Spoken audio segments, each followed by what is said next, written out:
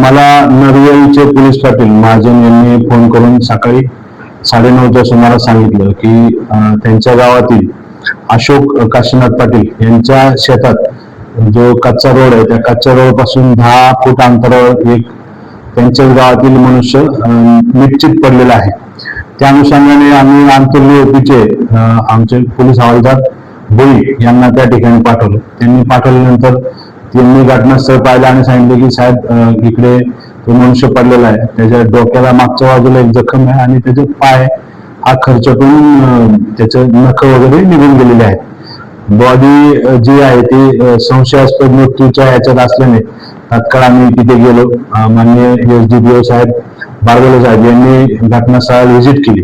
Visit केल्यानंतर असं लक्षात आलं की त्याच्या पाठीमागे खर्चटल्याच्या आणि डोक्याला एकच जखम आहे आणि त्याचे पाय हा घासून झिजून त्याचे नख वगैरे गेलेले दिसून येते. एकूण शरीराची परिस्थिती पाहिली असता तो अपघाताचा प्रकार वाटत होता, परंतु तिथे अपघात होण्यासारखं कुठलाही भौगोलिक स्थिती नसल्यामुळे तिथे तो संशय आम्हाला निर्माण झाला आणि मग त्याचा आम्ही तपास सुरू केला. तपासामध्ये असं लक्षात आलं की त्यांनी आदल्या दिवशी तो कुणाबरोबर होता, कुणाच्या संगतीने तो फिरत होता याबद्दल चौकशी केली असता आम्हाला असं समजलं की तो आदल्या दिवशी त्यांच्या गावातील त्याचा मित्र प्रमोद, जो मृतदेह आहे तो प्रमोद तायडे यांचा होता, तर त्याचा मित्र अजय नायके म्हणून याच्याबरोबर फिरत होता. त्यामुळे त्या अनुषंगाने अजय नायकेला आम्ही बोलवलं असतं. तर अजय नायके यांनी सांगितलं की मी सकाळी मृतदेह तो गावातल्या लोकांना दाखवलेला आहे आणि मग त्याच्याकडे चौकशी करत असताना आम्हाला थोडंसं संशय आला. मग आम्ही त्याला खोलात जाऊन विचारणा केली. तर खोलात गेल्यानंतर त्यांनी सांगितलं की जो मयत आहे प्रमोद तायडे आणि अजय नायके हे दोघे काल एकत्र होते. ते संध्याकाळच्या वेळी दारू पिले आणि जेवणासाठी त्यांच्या बहिणीकडे पातोंडी, सुंदर पातोंडी मार्गे पुढील त्यांच्या बहिणीचं गाव आहे नाचनखेडा म्हणून,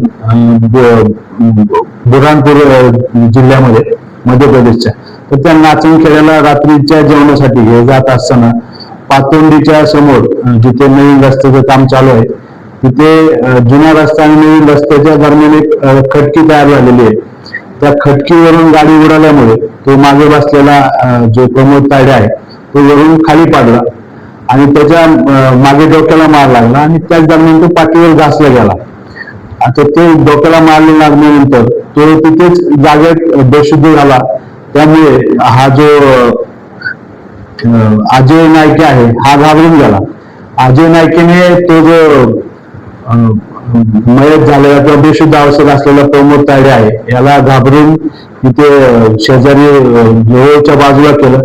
त्यांनी त्याच्या भाऊला घेऊन आला आणि त्या दोघांनी मिळून ते प्रेत त्यांच्या गावाच्या बाजूला म्हणजे नरवेलच्या दिशेने घेऊन आले आणि त्यांनी त्या शेतात टाकून दिलं.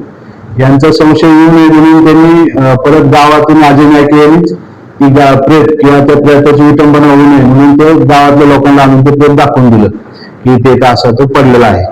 त्याच्या या पूर्ण कबुली जबाबामध्ये ज्यावेळेस त्यांनी ते आमच्याकडे कबूल केलं त्याप्रमाणे आम्ही घटनास्थळाची पाहणी केली.